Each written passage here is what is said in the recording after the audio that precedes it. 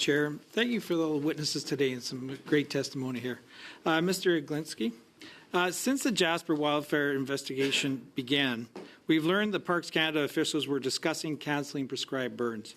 A senior official at Parks Canada wrote in an email months before the Jasper wildfires, and I quote, "At what point do we make the organizational decision to cancel prescribed burns in Western Canada?" Did Parks Canada complete all the prescribed burns in Jasper that they said they would? My knowledge, no. We had many discussions with staff from the parks. They would tell us that they were going to do a burn in the fall, going to do a burn in the springs, and those never happened. In our pine beetle task force that we had set up with the Parks Canada, the industry of the area, with the town of Hinton, town of Edson, Yellowhead County, there was always going to do, but nothing happened. Okay, thank you. Mr. Glinski again. I've obtained some very damning allegation from you. In 2016, you stated, and I quote, "Government employees have been told they cannot talk to the local officials about the mountain pine beetle issue."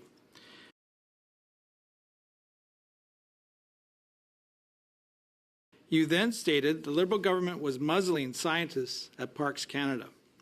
Are you aware of any Parks Canada employees who have been reprimanded or placed under a gag order for voicing their concern with this Liberal government's mismanagement of Jasper National Park? Yes, I am aware of one individual, one of the scientists working in the park, being terminated for comments that he made against management or management levels. I did not speak to that gentleman personally. He did not want to speak to me, but messages were relayed by fellow workers of his to me to take some action. And so I thought it was deemed necessary to bring it up in the House. He was terminated? My understanding, he was terminated. Oh, well. Do you believe that people are afraid to speak out against Parks Canada because they may be punished? That has always been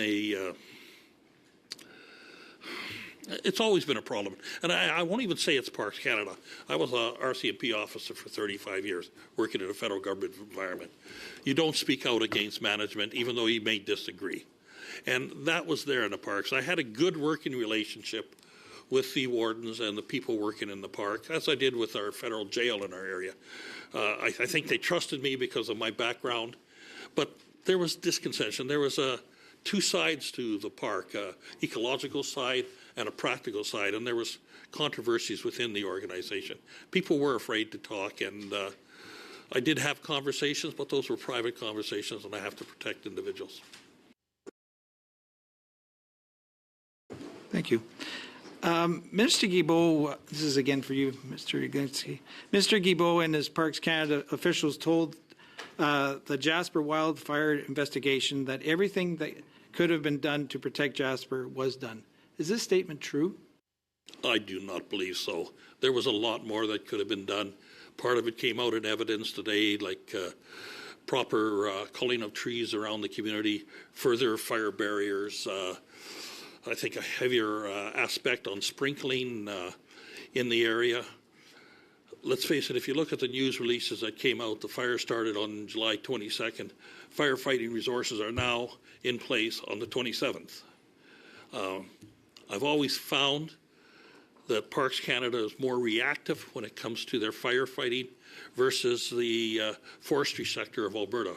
Forestry sector, if it's an extreme weather area, they'll bring the resources in. They'll pay the resources to sit there and stand by. So when that fire starts or that lightning strike, those people are there now.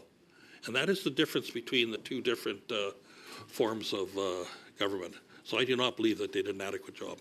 Must be pretty frustrating. Like, you've been working at this when you were a sitting MP and trying to get the attention of this government to do something, to act. You observed that they weren't doing prescribed burns. We had people on the landscape. We've had several testimonies. We had foresters. We had Indigenous knowledge all sitting on the landscape. That must have, I don't know, it made my blood boil when things like that happen on my landscape. So I can't imagine what you went through. And is there? You're absolutely absolutely correct. I was passing the message on of the residents of Jasper, the employees of Jasper Park, the industry in my area, the communities of Hinton. Hinton was as terrified as Jasper was because they're just up the road. And Edson, where I live, is just a little further down the road. We're all for it. So everybody was afraid. We all saw that tinderbox there. We all saw the dead pine trees. We knew something was going to happen, as I mentioned earlier. The people there were concerned. I had to bring it forward. That was my job, to bring their concerns forward. And I believe I did that job. Thank you. Do you believe the Liberal government was negligent in protecting Jasper?